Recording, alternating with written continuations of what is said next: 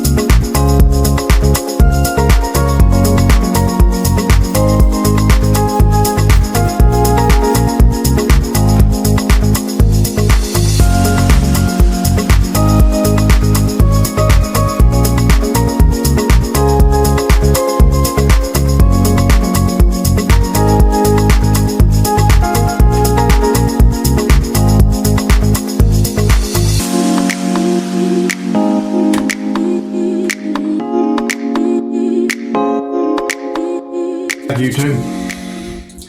So how often do we need to clean our plates? Well, you need to clean your plate every time you change filament that's different. So if you're going from PETG down to PLA, you definitely got to do it.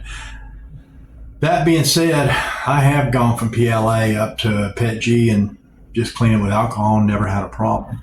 I've used TPU and gone back and to do PETG or anything else, and of course it would fail. It would the first layer wouldn't even stick. But just after this little scrub I just did with one drop of Dawn, right, and you just agitate it into those little crevices that's all there on your build plate, the texture plates, and then you do the same thing when you rinse. You agitate clean water into that, and then just clean it with alcohol. I pop it back on, and I don't worry about it anymore. So if you're using glue sticks, if you're using hairspray, I got a case of hairspray when I bought some printers last time from somebody. And then they even have the polymers. I guess those are mainly for the upper scale filaments, which I really don't use a lot of. Mainly it's PETG is what I like to use. It's very simple, and for the products that I put out, it's all that's needed. It doesn't really hold anything. It weighs more than 6 ounces. Yeah, just scrub your plates. It's not that hard. You're worried about adhesion. Maybe that's just what it is. Get you a little brush like I've got, and just do that. 30 seconds and good to go.